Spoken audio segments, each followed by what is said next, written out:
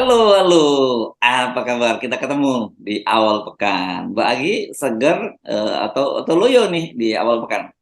Seger lah Mas Ersu, Seger bismillah. ya. Alhamdulillah, alhamdulillah. Oke. Seperti biasa, kami ajak Anda untuk ngobrol, membaca berita di balik berita dalam program Off the Record bersama saya, Subun Arif.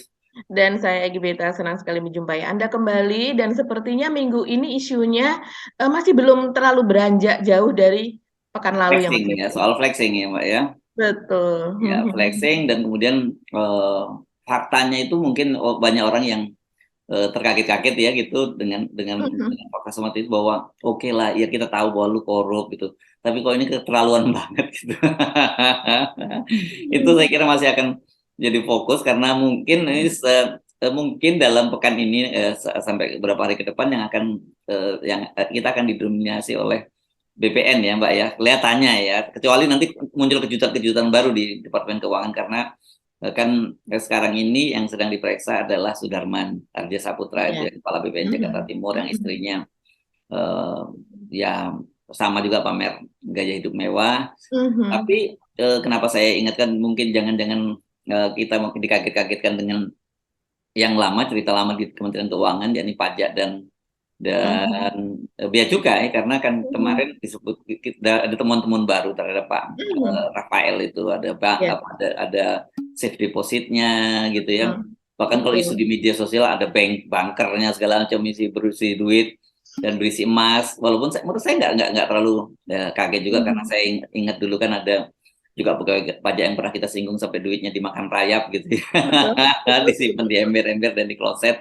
Nah, tapi kenapa saya mesti bilang jangan kaget-kaget lagi karena kepala PPATK itu menyebutkan bahwa antara Rafael Alun dengan Bea Cukai siapa Andi Pramono itu katanya itu hartanya itu saling bekerjaran seperti mobil antar antar kota dan antar kabupaten antar provinsi akap gitu. Akap. Kan mobilnya Ya, ngebut terus tuh. ya, jadi misalnya tek ketemu Pak Rafael Alun 500 miliar. Mungkin tiba-tiba nanti si Andi Pramono Ya. bisa membalap semacam itu. Belum diumumkan itu. Jadi siap-siap aja. Tapi saya kira netizen sudah tidak terlalu kaget gitu karena mereka mudah terbiasa semacam itu. Tapi Sudarman ini juga menarik kan gitu. Tapi saya usul ada satu hal yang ini juga ada kaitannya dengan korupsi, Mbak. Kenapa menjelaskan kemudian di Indonesia itu tidak ada efek jerah terhadap Iya. para koruptor ini karena memang mereka ketika mereka ditangkap itu ya itu mereka hidupnya nggak susah gitu bahwa ya kehilangan bahwa mereka biasanya kehilangan jabatannya gitu tapi mereka nggak kehilangan kekayaannya karena nggak dimiskinkan di Indonesia ini kan orang tetap bisa menikmati apalagi kalau mereka yang jago menyimpan duitnya di luar negeri ya itu masih masih tenang. Rafael Alun ini kan kalau sejauh ini dia mainnya masih di dalam negeri. Padahal saya dengar banyak cerita mereka tuh banyak kan mainnya di luar negeri dan nggak jauh-jauh. Itu tinggal nyebrang ke Singapura aja. Singapura Iya. kan surga untuk para koruptor ya, Mbak. Di Indonesia, dari Indonesia itu Singapura jadi surga koruptor dan kalau itu nggak bisa terlacak kan PPATK nggak mungkin kalau bawanya cash dari Indonesia gitu masuk ke sana ya dan kemudian masuk dalam perbankan di Singapura nggak bisa terlacak gitu. Itu satu ya. Jadi kenapa kita lihat misalnya kalau Anda silakan nggak usah jauh-jauh nggak kalau Anda sempat datang ke Sukamiskin gitu. Itu kesannya di sana itu mereka bukan bukan bukan ditahan tapi berlibur. Iya. Dulu, dulu setiap hari Sabtu dan Ahad gitu kan itu waktunya berkunjung mereka itu rame di setiap MPLN ada yang koruptor kelas atas tuh mereka punya saung-saung sendiri gitu ya Mbak ya Ya. berjajaran jadi mereka bisa terima keluarganya dan soal itu saya mesti ngomongkan dengan sedih hati ternyata ya mungkin karena mayoritasnya memang umat Islam itu keluarganya banyak yang berkunjung tuh pakai kerudung Mbak pakai berhijab loh Iya. Iya. ya seperti itu yang terjadi dan itu mereka punya tahu tapi ketika ribut-ribut Setia Novanto ya pada waktu habis dikunjungi siapa waktu itu Denny Indrayana ya sama Iya.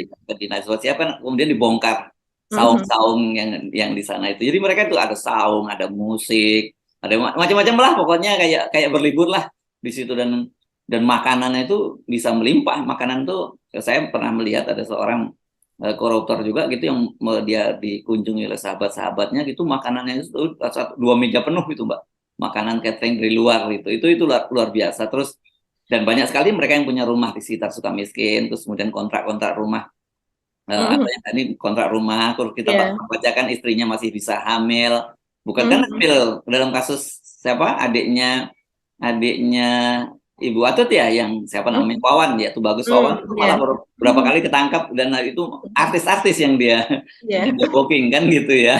Pak Setia Novanto juga begitu. Jadi ini bukan sekedar bukan tuduhan. Ini fakta yang sudah terjadi, jadi fakta publik. Pak Setia Novanto juga kepergok di bangunan gitu. Yang nggak kepergok itu banyak lagi, lebih banyak lagi.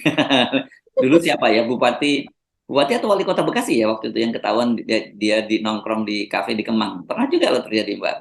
Ada dia juga jadi tahanan. Jadi bagaimana orang mau takut? Nah, kenapa saya bicara soal ini? Karena ini lagi rame juga publik itu Bupati Purbalingga, namanya Pak Tasdi itu ya. Nah, Betul. itu katanya diangkat jadi staf khususnya Mhm. Ibu Risma Risma. ya. Padahal Mhm. ini dia masih masih menjalani bersyarat ya, pembebasan bersyarat kan. Iya, iya. Kalau nggak salah gitu, Mbak ya. Bener ya, Mbak ya? Iya betul, iya karena kan dia dibebaskan bulan September 2022 ya Mas Hersu ya. Mm-mm. Dan kemudian sekarang ketahuan bulan Maret 2023 ini sudah mendapatkan pekerjaan sebagai staf khusus. Ini kan pekerjaan yang cukup mentereng dan artinya dia dipercaya Mas Hersu karena dia menangani bidang sosial kemanusiaan dan sudah keliling Indonesia sebagai Nah, panjang itu ya. tangan Saya dari kaget karena kayak seperti orang seperti Habib Rizik itu dia menjalani pembebasan bersyarat tuh nggak berani kemana-mana juga itu. Dia cuma benar-benar jadi kayak tahanan kota dan membatasi betul. Mau ketemu siapapun dia nggak berani. Ini kok jadi staf khusus dan udah keliling Indonesia gitu ya. Ini benar-benar deh. Ya. Iya, jadi Pak Tasdi ini dia kan divonis itu 2019 ya Mas Hersu. Dia Hmm. divonis itu 7 tahun. Hmm. Tapi kemudian setelah menjalani masa hukuman 4 tahun 8 bulan, karena selama menjalani pengadilan dia juga sudah ditahan, jadi sudah dihitung.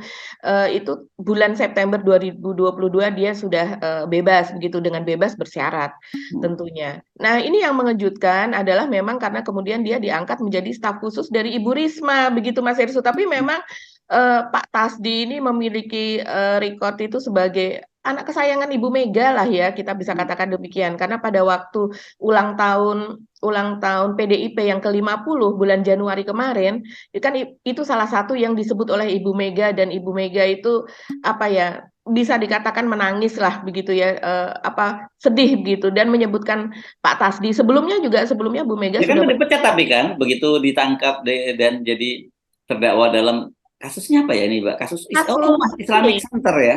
Iya, kasus pembangunan Islamic Center di Purbalingga, begitu Mas Hersu, sehingga dia menerima suap dalam hal ini atau gratifikasi dari kontraktornya, begitu. Dan dia mengarahkan supaya memakai kontraktor ini, begitu. Jadi ketahuan bahwa dia, kalau zaman dulu namanya KTBLC, begitu mungkin ya. Jadi seperti itu. Dan ternyata terbukti sehingga dia kemudian dipenjara. Dan Ibu Mega ini memang karena Pak Tasdi ini latar belakangnya dulu kan sopir truk begitu ya. Dan itu sopir truk terus kemudian dia mungkin sebagai lambang dari PDIP bahwa Partai Wong Cilik itu tadi lambangnya salah satunya memang yang terkenal adalah Pak Tasdi ini begitu. Dan kemudian dia diangkat, dia bisa berhasil menjadi anggota DPRD, kemudian menjadi ketua DPRD, kemudian menjadi wakil bupati dan terakhir menjadi bupati. Jadi merupakan suatu prestasi mungkin ya. Dia salah satu ikon dari PDIP, tapi sayangnya dia tergelincir pada kasus suap atau kasus korupsi tersebut. Nah, tapi yang mengherankan adalah yaitu belum lama dia bebas, dia sekarang sudah diangkat menjadi staf khusus. Ini kan menjadi efek jerahnya jadi Udah nggak berkurang ada. gitu ya. Iya, di mata masyarakat dan kemudian juga ramai Mas Hersu memang antara pro dan yang kontra. Yang pro kepada PDIP begitu ya, yang kita lihat tadi mereka mengatakan bahwa Pak Tasdi ini prestasinya memang bagus ketika menjadi Berarti. bupati begitu ya, ketika menjadi bupati dan sebagainya apa. Tapi banyak juga yang mengatakan tidak kok biasa saja dan kemudian ketika dia tersandung pada masalah korupsi ya seharusnya diberikan efek jerah. Ini kan tidak hanya soal Pak Tasdinya, tapi kepada masyarakatnya kan Ya, pembelajarannya. ya, ya, ya. Itu Iya, dia kepada makanya para saya bilang pejabat gitu. sudah ketika ditahan dia tidak tetap juga bisa santai-santai Mhm, di lembaga pemasyarakatan dapat perlakuan istimewa beda banget mhm, dengan dengan para pencuri gitu ya. Sebenarnya kan mereka Mhm. ini sama-sama malingnya ya Mbak ya. Betul. Kalau tapi bedanya kan kalau pencuri atau begal atau itu mereka banyak kan dia motivasinya hanya untuk memenuhi kebutuhan ya, tidak untuk Mhm. gaya hidup mewah. Kalau Mhm. koruptor ini kan sebenarnya mereka ini para pejabat yang hidupnya udah nggak kekurangan, Iya. ya kan ya. Mhm.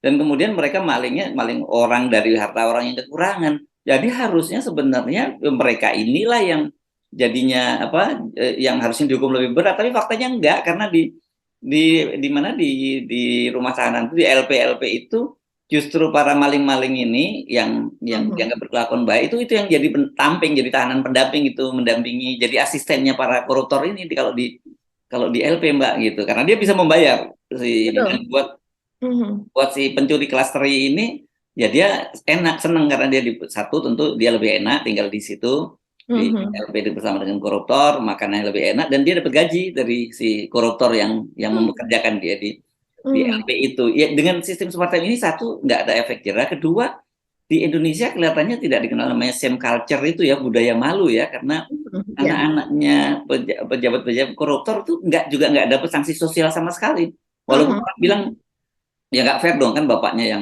yang korupsi kenapa anaknya mendapat sanksi sosial. Tapi sikap-sikap yang seperti itu yang kemudian permisif itu yang membuat orang ngerasa nanti dia sendiri anak-anak ini ketika dia suatu saat jadi pejabat dia juga akan melakukan hal yang sama karena dia merasa nggak ada Iya. dampaknya apa-apapun kok korupsi itu. Itu saya kira ya dua itu tidak ada efek Mhm. jerah, tidak ada budaya malu kan gitu. Betul. Ya ini Betul. menurut saya bahaya makanya kita ingat kalau kayak di Cina gitu ya, kenapa Mhm. itu karena di sana dibunuh ya, begitu dihukum mati Iya. langsung ya para Mhm. para Iya. koruptor itu gitu. Mhm. Dan kita Mhm. ingat dulu di masa lalu misalnya kan dianggap itu biadab gitu soal hukuman potong tangan Mhm. di tradisi hukum Islam di masa lalu gitu. Mhm. Tapi kan ini memang targetnya untuk efek jerah gitu. Karena kalau Mhm. enggak ya ini akan terus berulang dan di Indonesia saya kira levelnya kita itu sudah sampai level kewalahan ya menangani korupsi itu Iya. atau jangan-jangan kita sendiri sebenarnya semua mentalitas kita itu koruptif gitu loh Mbak. Iya, dan, kalau di Cina misalnya kita mendengar, pejabat juga dimiskinkan begitu ya Mas Herssu. Jadi, harta kekayaannya juga diambil. Begitu juga yang kalau di Malaysia waktu itu, pada kasus, Najib ya, Perdana Menteri Najib begitu Mas Herssu, itu, saya ingat ada peristiwa di mana Ibu Rosmah Mansur itu istrinya itu juga dia kan memang hampir seperti Imelda Marcos ya, memiliki kedoyanan begitu untuk mengkoleksi barang-barang mewah. Jadi jumlah tasnya aja ada ribuan, terus kemudian, sepatunya, terus kemudian memiliki uang tunai begitu yang luar biasa banyak begitu dalam bentuk dolar maupun ringgit Malaysia begitu. Ya, dia kan memang tersangkut, kasus korupsi, 1MDB itu ya, terus kemudian itu, diambil gitu Mas Herssu. Jadi barang-barang, mewah mewah itu, terus kemudian ketika ketahuan kemudian itu disita begitu ya. Nah, di sini kita lihat misalnya, sampai sekarang tidak ada gelagat gitu ya, bahwa misalnya orang-orang yang, ketahuan seperti itu kita tahu bahwa kemudian barang-barangnya begitu ya, mungkin kalau mobil disita, kita tahu ya mobil disita, ada kejaksaan menyita mobilnya, gitu, terus kemudian ada beritanya dan sebagainya gitu. Dan tapi kalau yang seperti tas mewah, padahal harganya itu jauh lebih besar dari mobil Mas Herssu, Iya, dan iya. kemudian itu masih bisa dijual. Hmm. Kalau di internet saja saya suka mengintip ya barang-barang branded yang second begitu, harganya masih banyak yang ratusan juta, puluhan juta, yang kalau dikumpulkan itu akan bisa, memiliki nilai yang tinggi begitu ya. Tapi itu kita tidak pernah melihat atau mendengar bahwa kemudian barang-barang yang seperti itu tuh ikut disita begitu Mas Herssu. Padahal nilainya itu lebih daripada, misalnya motor, mobil, bahkan rumah begitu. Nah, seperti yang misalnya kita tunggu saja deh yang namanya Rafael Alun ini. Ini kan, eee, seperti apa, ini kan dia kedoyanan dari istrinya ini ya, hobinya untuk mengkoleksi tas mewah ini luar biasa sekali. Ini yang baru ketahuan Mas Herssu, yang dia unggah begitu di media sosialnya. Saya bacakan saja nih supaya kita tahu bahwa orang yang, memiliki perilaku koruptif itu istrinya, gaya hidupnya, keluarganya ini baru istri ya, belum anak-anaknya nih. Ini seperti apa? Nih misalnya, Ernie Meike itu memiliki tas Hermes Birkin 25 berwarna krem ini ya disebutkan dengan harga $38.500 Amerika atau sekitar 596 juta. Ada juga yang warna abu-abu, tas yang sama, seharga 30.500 atau 472 juta. Dua tas itu saja sudah 1 miliar lebih nih Mas Hersu. Terus kemudian juga dia ada lagi Mas Hersu, tas Hermes juga C18 warna taupe dengan harga 246 juta. Biasanya kan memang ada yang hanya tas kecil gitu ya, atau juga yang tas besar seperti itu. Terus kemudian ada Hermes Mini Lindy itu seharga 9.250 dolar atau sekitar 143 juta. Yang harga cuma 100 200 itu yang termasuk yang ya buat ecek-ecek lah begitu ya. Nah, sementara yang ininya bahkan kalau tas Hermes itu bahkan sampai 1 miliar. Ada juga yang seharga 117 juta, ada juga yang lainnya lagi yang seharga 513 juta. Nah, ini untuk tas saja sudah miliaran Mas Hersu. Ya, Dan ya, ini ya. Oh, jadi ada dia yang ini bukan bukan hanya Dior ya, karena kemarin saya baca katanya disebut terkenal sebagai Miss Dior, tapi ternyata dia Hermes juga dia punya ya. Hermes-nya, koleksi Hermes-nya luar biasa Kayaknya banyak. di orang Indonesia yang orang kaya-kaya itu kalau belum punya Hermes kayaknya belum prestisius ya Mbak ya di sini ya. Iya betul. Yang ini yang baru yang terlihat karena dia unggah ya. Hmm. Hermes yang seharga 0,5 triliun begitu, itu yang 596, 472, 449, 513. Ini tercatat ada 4 yang terlihat di media sosial. Belum yang harga Kalah kalah dong juara. istrinya Gibran ya. Kelihatannya kalau kayak gini ya kan dia juga istrinya Gibran kan juga pakai Hermes juga yang 500-an juta sekian dia. Iya, iya. Dan kemudian ketika disebutkan oleh Pak Ivan Yustiavandana, Kepala PPATK, bahwa antara Mario dan kemudian dengan Pak Andi Pramono, yaitu Kepala Hmm. Bea Cukai Makassar, bahwa transaksi di antara keduanya dan mutasi keuangan di antara rekening keduanya itu saling salip-salipan seperti bus akap. Nah, kita jadi membayangkan Pak Andi Pramono yang katanya kekayaannya hanya sekitar 13,9 atau 14 miliar Ya, gitu. Berkisar ya. antara itu bagaimana mungkin dia bisa salip-salipan dengan Pak Rafael begitu Mas Hersu. Karena Hmm. dikatakan bahwa salip-salipan itu karena ada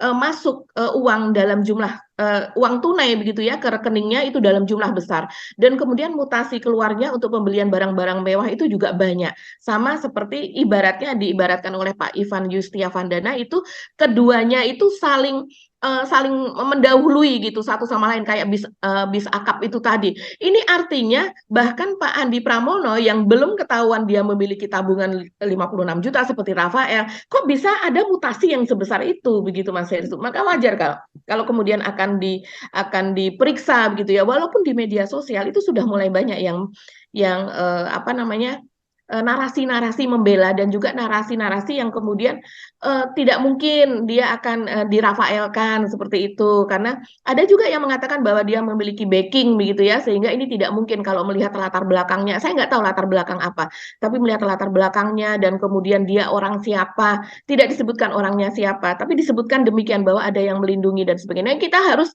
harus kita harus membela PPATK dalam hal ini Mas Hersu. Kita harus terus kawal setiap apa yang diungkapkan PPATK dan mungkin juga diberikan kepada KPK supaya tidak melempem di KPK-nya. Harus terus kita beritakan hal seperti Ya, ini. karena kalau kita lihat lihat jumpa persnya Ibu Sri Mulyani Hmm. dengan Pak Mahfud MD kan terkesan Ibu Sri Mulyani masih tetap membela diri gitu ya dan tetap Ya, menyatakan bahwa dia tidak betul. tahu apa itu Hmm. datanya angkanya dari mana yang Hmm. soal 300 triliun dan sebagainya dan Ibu Sri Mulyani mengklaim bahwa sebenarnya laporan-laporan PPATK itu mayoritas berasal dari dia dan itu sudah ditindaklanjuti di dalam kan gitu-gitu ya itu yang terjadi tapi silakan bantah deh yang gitu bagaimana Hmm. dengan fakta Rafael bagaimana dengan faktanya Andi Pramono bagaimana faktanya dengan siapa Eko Darmanto Eko Darmanto belum kita dengar anunya ya Hmm. perkembangannya ya Hmm. kita cuma Iya. lihat waktu dia pamer-pamer ya tapi Andi Pramono ini ya seperti Anda sebutkan tadi itu Hmm. gila-gilaan juga kan begitu jadi Hmm. menurut saya meskipun Ibu Sri Mulyani mencoba membela diri gitu dan bukan hanya membela diri lewat jumpa pers tapi Ibu Sri Mulyani kan keliling ke talk show yang cukup besar di televisi di Hmm. media sosial kan gitu ya Hmm. tetap Hmm. saja menurut saya sebenarnya publik sudah kehilangan kepercayaan terhadap Hmm. terhadap institusi ini dan juga terhadap Hmm. Ibu Sri Mulyani karena realitasnya semacam itu kan gitu ya. Hmm. Betul sekali Mas Hersu. Apalagi ketika Pak Mahfud mengungkap begitu ya bersama PPATK kan dapat datanya dari sana bahwa ada 300 triliun begitu dengan indikasi sekitar 400 orang melibatkan sekian. Dan kemudian Ibu Sri Mulyani mengatakan bahwa ya dia tidak tahu karena memang tidak ada nominalnya di situ begitu kan, hanya berupa laporan, tidak ada nominal. Kemudian dijawab lagi kemarin oleh Pak Ivan bahwa sudah ada 200 berkas yang dikirimkan begitu. Dan PPATK seperti kita ketahui ya tentunya isinya adalah nilai nominal, namanya saja Pusat Analisa Transaksi Keuangan, begitu kan Mas Hersu? Masa Ya. isinya hanya berupa narasi, hanya berupa tulisan kata-kata kalimat. Saya bisa membayangkan kalau yang seperti itu kan berupa laporan mutasi, begitu kan? Nah, ini sepertinya Bu Sri Mulyani sebenarnya sudah tidak bisa mengelak.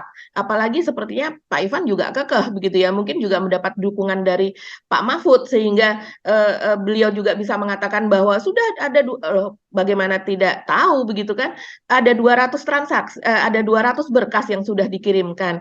Hanya ke 200 berkas itu apakah ditindaklanjuti atau tidak. Tapi yang jelas dalam hal ini kepercayaan orang kepada Bu Sri Mulyani sudah betul-betul sudah betul-betul jatuh dalam hal Iya, ini. sayang sekali di ujung pemerintahnya Pak Jokowi ini Ibu Sri Mulyani bisa tenggelam bersama Pak Jokowi kalau saya lihat situasinya semacam ini ya, karena sayangnya kan PPATK ini memang bukan aparat penegak hukum ya Mbak ya, Iya, jadi mereka ini betul. cuma melakukan namanya Pusat Pelaporan Analisis Transaksi Keuangan, tapi namanya Hmm. itu susah ya. Maksud saya sebenarnya waktu itu ngusulkan jangan gitu, udah tim pemberantasan money laundering gitu aja sebenarnya, itu lebih, atau tim Ya, pemberantasan pencucian uang itu kan sekian uang.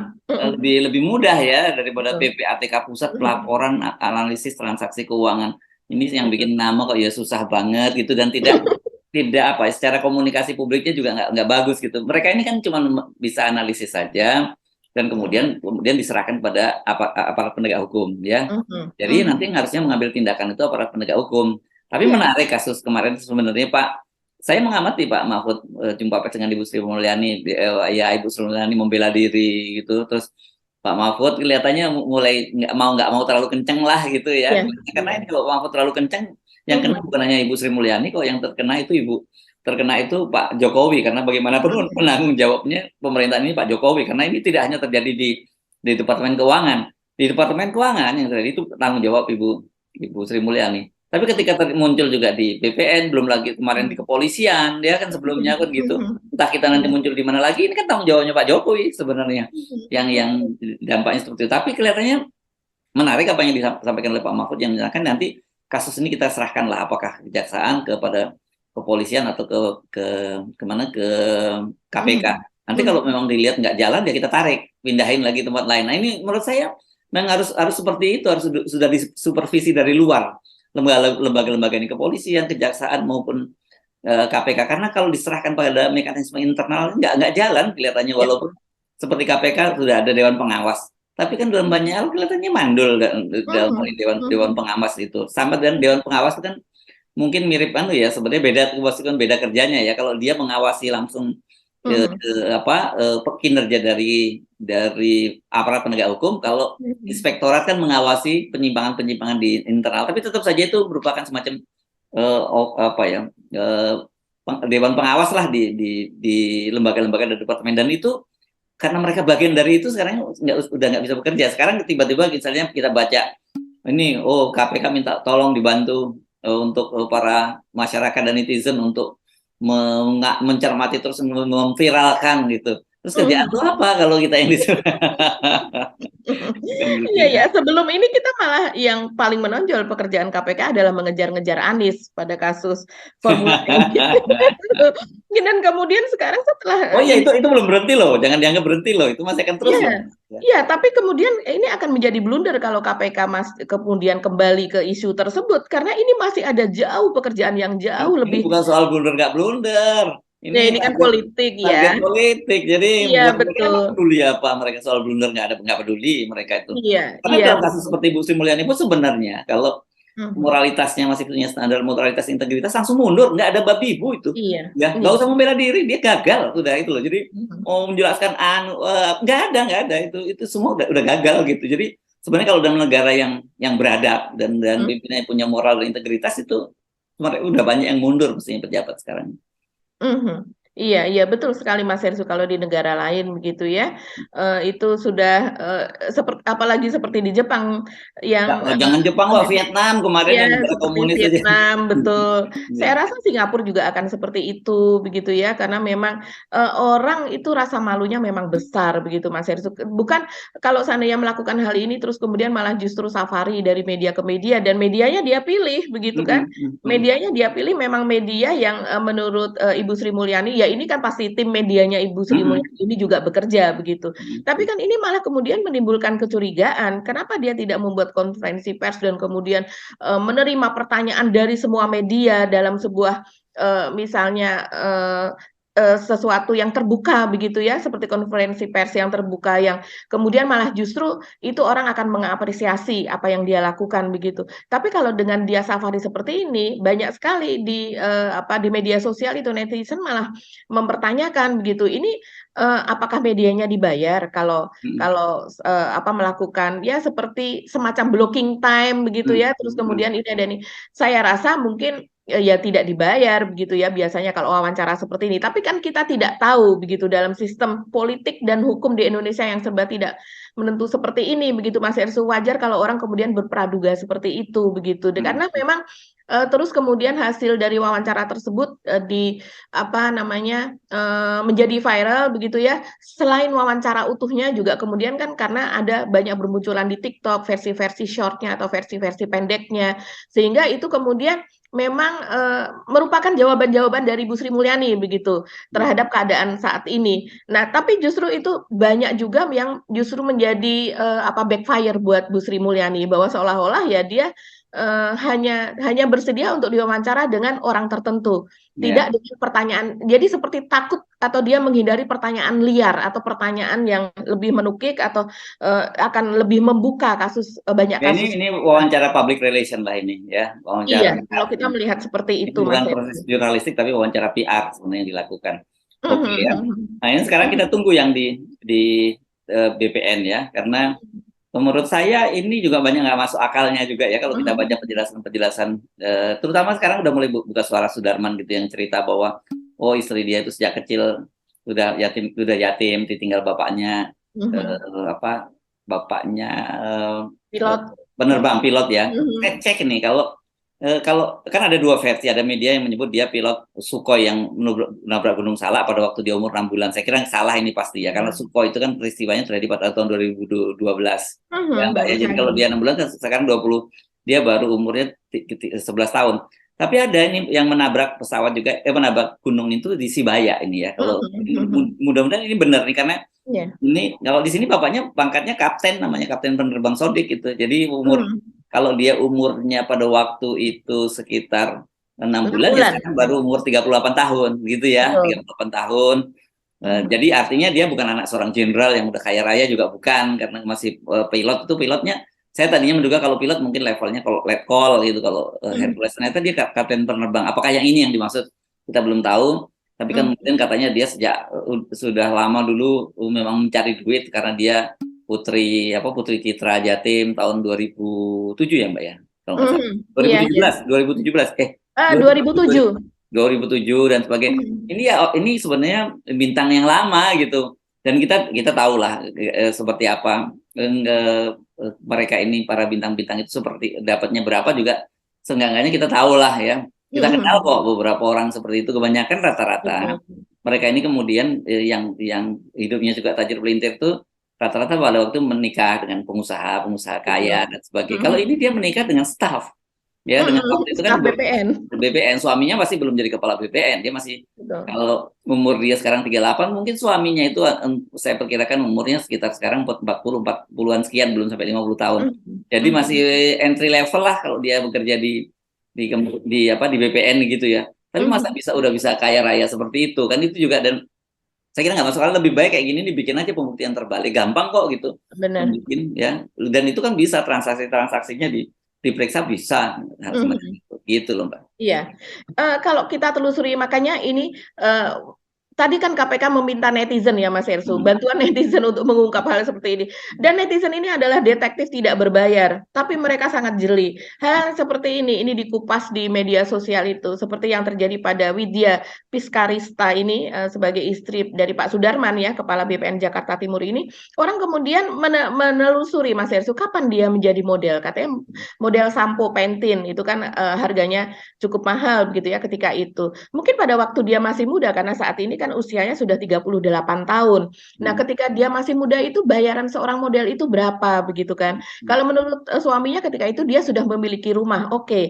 Tapi pada saat itu tidak seperti model-model atau artis-artis zaman sekarang yang sudah mereka main di YouTube, Mas Ersu. Bisa endorse sana, main di Instagram, main Iya, apa gitu ya. betul. Bisa endorse dan itu endorse-nya tuh langsung ke dia atau ke tim dia begitu. Kalau zaman dulu itu Agensi ya Mbak ya.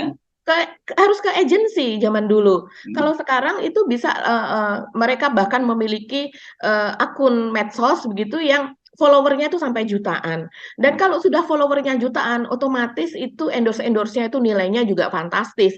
Sehingga banyak sekali crazy rich baru yang lahir dari YouTube, seperti kita tahu. Itu wajar di masa seperti ini, karena memang dunia media sosial itu sudah memfasilitasi. Tapi kalau seandainya dia menjadi model pada tahun 90-an, katakanlah demikian ya, karena usianya sekarang kan 38 ketika dia masih gadis, umur 20-an gitu, karena dia lahir mungkin sekitar tahun 85 begitu kan. Nah, atau early 2000 begitu ya, awal-awal 2000 itu masih jauh tidak seperti sekarang begitu Mas Irsu. Apalagi bersuamikan seorang staf BPN yang sepertinya juga dari kalangan biasa begitu ya. Dan kemudian ini yang dikulik oleh netizen juga hobinya untuk keliling dunia ini Mas Irsu itu adalah ketika jadi saling berbantah memang di media sosial. Dia ini kan seorang dokter gigi tapi dia berpraktek secara online gitu dan kemudian dikulik juga. Kalau yang berpraktik secara online dan berpraktik memang dia memiliki praktek secara offline itu seperti apa begitu. Jadi Dan katanya dia bukan di Cilanda, tapi juga dia punya online juga gitu ya. gitu. Oke.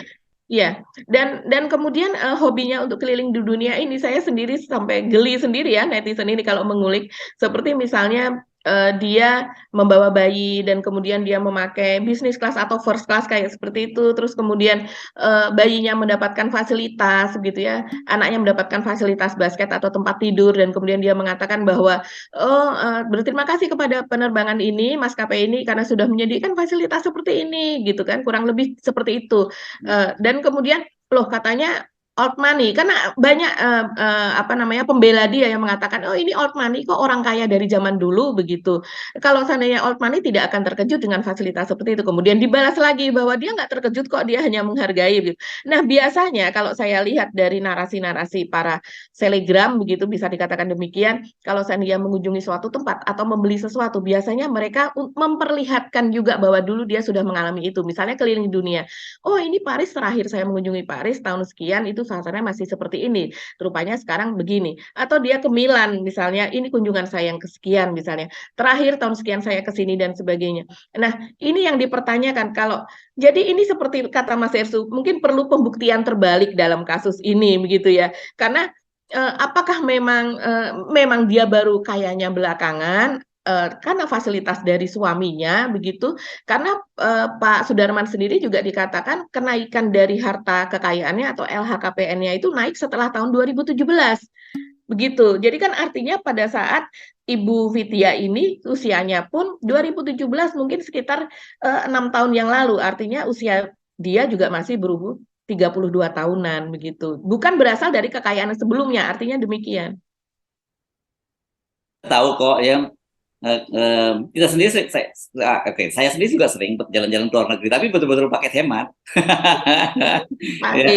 Ya nginep di rumah teman-teman gitu ya, kalau di sini nginep di rumah saudara, penerbangannya juga nggak penerbangan first class, kita beli tiketnya. Sekarang jangan dianggap bahwa kalau kita jalan-jalan ke luar negeri itu juga banyak duit banget, nggak juga, karena sebenarnya kita bisa beli tiketnya tuh jauh-jauh hari gitu ya. Setahun sebelumnya kita udah beli itu tiketnya murah banget gitu. Terus tapi ya terbangnya nggak pakai business class. Kalau mereka kan terbangnya pakai business class dan juga nggak nenteng tas kelas-kelas apa Hermes Birkin gitu, nggak juga. Kalau kita nentengnya nenteng pakai backpackeran kalau kita Mbak Iya, ya. kita backpackeran, komunitas backpacker, dan kemudian Ya, kapan kita melakukan perjalanan sesuai dengan kapan tiket itu diskon besar-besaran. iya diskon besar-besaran gitu. Nggak, jadi maksud saya juga jangan jangan menganggap bahwa semua orang jalan-jalan ke luar negeri orang-orang tajir melintir, nggak juga. Kalau Anda ngerti triknya, pergi ke luar negeri itu bisa bisa murah. Tapi ya tentu Anda nggak akan pamer gaya pesawat bisnis kelas, terus kemudian pakai tas-tas yang keren-keren gitu. Kalau model saya justru modelnya saya malah modalnya nyewa loker di stasiun. Untuk naruh barang kan gitu ya. Jadi kita bisa jalan sejauh mungkin dengan hidup sehemat mungkin. Kalau perlu tidurnya tidak di hotel, tapi tidurnya di pesawat di perjalanan di kereta pindah dari satu kota ke kota lain. Ya namanya itu backpacker. Iya, kalau zaman sekarang terkenal itu hotel kapsul, Mas Hersu. Ya, oke, Jadi, hotel ya, hotel. ya, jadi hanya cukup buat kita aja, cukup Di beristirahat 8 Eropa jam. saya kira belum ada hotel kapsul itu di Jepang, di mana dia saya nggak tahu kalau di Eropa belum gitu ya, Iya, iya. belum ada ya seperti itu. Tapi bisa melakukan semacam itu, tapi tidak gaya seperti yang mereka lakukan gitu. Oh iya. Ya. Dan Oke. gaya seperti itu yang dicatat itu baru sebagian besar saat ini adalah tas-tasnya. Itu belum outfit yang lain. Jadi Ya, ya, sepatunya, bajunya, topinya, jam tangannya dan sebagainya. Jadi sekali keluar itu sudah bisa ratusan juta. Hmm. Jadi ini caps stock berjalan ya mereka Iya, ini. iya. Ya, ya. Ya memang ada yang menarik, ada yang salah juga dengan cara semacam itu. Satu, kalau toh pun itu duitnya bukan duit dari hasil korupsi pun menurut saya biasanya OKB yang masih senang pakai barang-barang branded dan dipamer-pamerin, apalagi kemudian tulisan yang logonya gede-gede gitu terus itu kan sebenarnya itu OKB mau nunjukin nih gue baru beli begitu gitu kan ya Mbak ya. Yang kedua lebih parah lagi karena yang tidak sesuai dengan profil mereka, kok nggak malu juga mereka pamerkan kan gitu ya. Iya, iya. Tidak sesuai dengan profil mereka dan tidak sesuai dengan profil suami mereka. Yes, Harusnya itu lah yang malu. Yang malu itu adalah karena apalagi kalau kita tidak memiliki profesi yang kemudian bisa menghasilkan uang banyak, harusnya kan kita menjaga nama suami. Justru itu yang harus yes, dilakukan, ditekankan. yes.